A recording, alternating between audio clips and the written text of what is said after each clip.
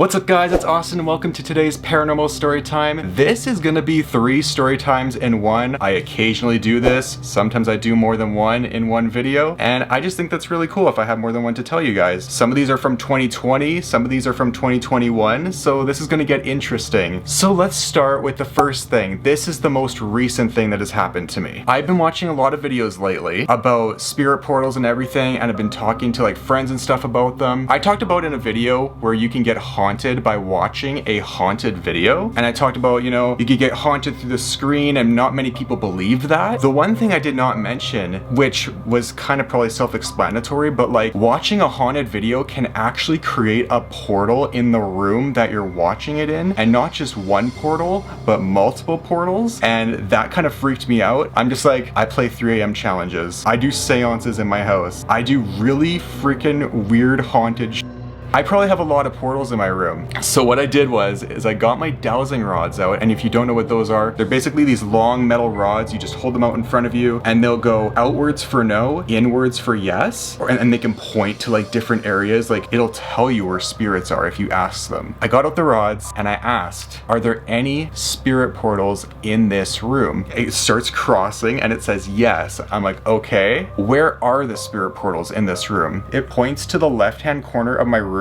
over here by my door, and then it points to the bookshelf just right behind the camera here in the other corner of the room. And I'm like, okay, wait, let's ask it this question. Are there more than 3 portals in my room? It says yes. So there could be more than 3 portals in my room just from making these haunted videos or watching them online. I almost feel like I should be telling you guys to take protective measures before watching my videos even, because I find that sometimes when I go back and watch my own haunted videos, I get stuff. Stuff happens. You guys should really sage yourselves. And if you don't know what that is, sage is what you do when you want to cleanse yourself from negative spirits. Now, I've heard that sage does not get rid of like good spirits. It gets rid of only the negative ones and the evil ones and demonic, whatever. So if you want to be protected from that, use sage before maybe you watch one of my videos, because I've heard from people like, I got haunted watching one of your videos and now I can't watch your channel anymore. That happened to a family member of mine. I'm not gonna say who it is just for privacy reasons, but that's what happened. So please, maybe like just take a second just to do that. But yeah, there might be more than 3 portals in my room, so that's just great. So this next part of the video that I'm going to talk about is the time that me, Mike, and Nick, where all 3 of us got an exorcism done. Now, I know I'm not friends with Nick or Mike anymore, but this is back in 2021 when we did get this done. This was at the beginning of the Shadow Man series where we're just like, this is a big deal. If you guys don't know, I have a spirit in my house that's demonic. It's called the Shadow Man, and it's made itself known in my house quite a lot in the past 2 years. So we're just like, we should probably get an exorcism done so that we're not haunted all the time at our houses. So we go to this church, we go to a Catholic church, and we're just like, how do we ask for protection from this? We've never done this before. We're not religious in any way. We don't really believe in that stuff. Like, we believe in demons and ghosts and stuff and all that and whatever, but we don't go to church or anything. So we knock on the door in this church, hoping that the priest would come out. He didn't. This random dude comes out, totally new to the whole thing. We're just like, yeah, we kind of just need a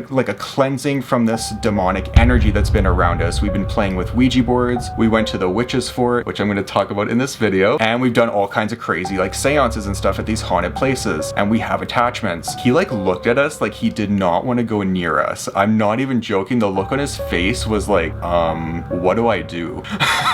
Do I tell these guys to leave or do I help them? So we're just like, is like the priest available? Like, is he able to like give us a cleanse right now? And he says, no, the priest is busy right now. He's handling something else. He's working on something for the next service. So what this guy does, he's like, I think I know a way I can help you guys. So he goes back into the church, he grabs this book, and get this, the book literally says mild exorcisms on it. Like, I was looking at this book while he was holding it by his side. There's literally a book that says exorcisms on it that's in his hand right now. So we go over to the front of the church. He gets out his holy water. He starts saying this prayer. He's like, in the name of Jesus, like I banish all Ouija boards, witches, and everything. And he starts spraying us with holy water. And then he closes it by saying amen. And then that's kind of it. And then we leave. But then he asks us, do you have any water that I can bless? And I'm just like, well, we don't have any holy water, but we have bottles of water. And he's like, that'll work. I can bless that. I can just pray over it and it'll work just the same. you just gotta put it on yourselves before you go to haunted locations or something like that. So we get the bottles of water, he blesses it, we leave, and then guess what our stupid dumbasses did? When me and Mike got to my house, we drank the holy water by accident because it was in a water bottle. We thought it was just normal ass water.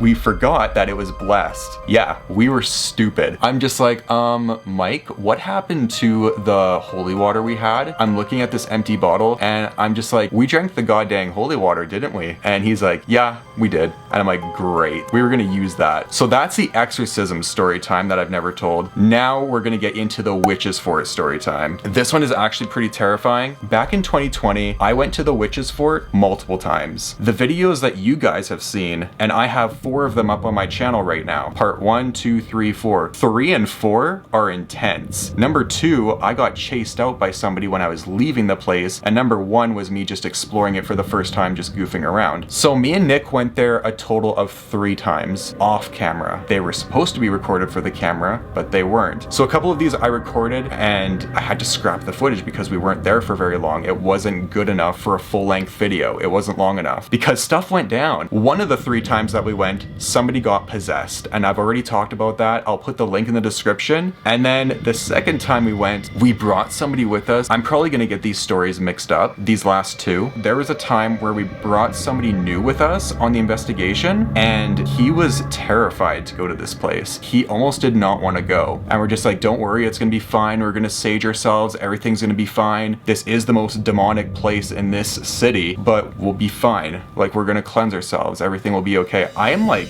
why am I shaking telling this story? I'm like scared telling this. This is actually gonna be kind of a long story now that I think about it. So we're going down this sidewalk to the witch's fort. To get there, you have to go down this long inclined hill, and it is steep. This is in October. It's freezing cold. We're heading down this hill. We're going through the woods to this fort. So it was me, Nick, CJ, CJ's girlfriend, and the new guy that was with us. We approached the witch's fort, and I forget the new guy's name, so I'm just gonna call him Brandon. So Brandon approaches the witch's fort. He is in complete fear. And then Nick is like trying to calm him down and whatever. CJ's girlfriend had this necklace on. It's like a protective necklace. It had a crystal in it. It was a protecting crystal to keep you like safe from negative spirits, specifically because we were in a pretty negative spot. And that's gonna be very important for later in this story time. So she has this crystal thing around her neck. So we start saging the place. We start saging ourselves and everything and all that. We start asking for signs. I think we started hearing like stuff out into the woods. We started hearing stuff from like inside the fort. And there was a point where we went like near the river area for some odd reason. I don't know why. Maybe we heard stuff over there too. And all of a sudden we noticed that CJ was acting really weird, almost like his energy was being drained from him. He was, from what I can remember, I'm extremely sorry for how I'm like saying this right now because I'm really trying to remember this the best that I can. This was like 2 years ago. It's very briefly in my mind. It looked like he was getting possessed. I'm not even joking. So a second possession was almost taking place. You could tell he was like in a daze, and we're just like, we gotta go.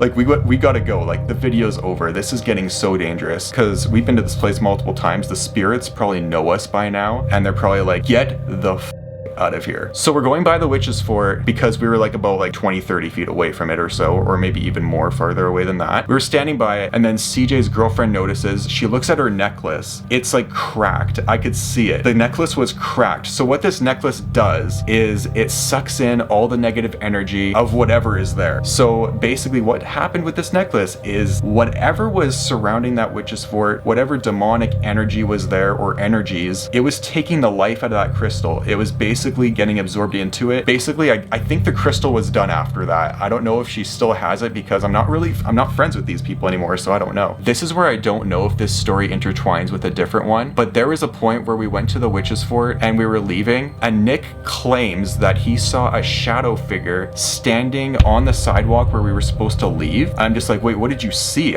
He's like, I saw a shadow figure there. We gotta go this way. We go deeper into the woods and we're walking down this trail and we start hearing stuff all over over and Nick is just like, leave us alone, like stay away from us. We are leaving you alone. We are leaving. Like you cannot follow us home. All three of us are just booking it out of the woods. We go onto this street. So basically when you're going through these woods, eventually you're gonna get to a big road. It's like this super long road that connects our city from the west side to the south side of the city. And we dart across that road. Such a dangerous idea. Don't ever do this. If there are any kids watching this or really anybody at any age, we dart across the road. And the minute I dart across with one of the other friends that was there, a car honks at us. We weren't even close to getting hit. I don't know why they honked at us, but we made it to the other end of the road. And then we're just like, okay, how do we get back to the car now? We just ran away from some demonic entity and now we're stuck on the side of the road. So we call a cab and we're just like, yeah, we're on the side of the road and the road is called Whoop Up Drive. I'll put the name of it like right here. We're just like, yeah, we're on Whoop Up Drive. Can you come pick us up? And they're just like, yeah, like where exactly are you? And we're just like, yeah, we're on this side. Can we just be picked up if that's okay? Eventually, like half an hour later, we're still waiting for this goddamn taxi to show up. And me and Nick are just like, there's a hill right there. It leads to the university where we parked the car. Let's just go up that hill. So me and Nick start hiking up this giant ass hill so that we can finally end this night once and for all. I give up about halfway. This hill is like so high. I have such a crazy fear of heights. I'm just like, Nick, I'm going back down. You go to the truck, bring it back to this road, and we'll just hop in the car that way. And he's like, okay. So he continued up the hill. I went back across the street. We're waiting about like, I want to say about 15 minutes for Nick. We're freezing to death because it's October. Sometimes in October here, it's really nice, but at this time it was very cold. So eventually Nick comes by, he picks us up, and we're just like, well, we had a crazy night. And then basically the night just ended there and we finally were able to get warm and calm down and kind of get a gauge for what we kind of saw and experienced that night. But yeah, that is the untold story of the Witch's Fort, an exorcism, a mild exorcism, possible portals that are in my room from doing these haunted videos for you guys. But yeah, anyways, with all that being said, I really hope you guys enjoyed today's video, found it very interesting. Don't forget to please comment, like, and subscribe. I'll see you guys in the next video. Peace.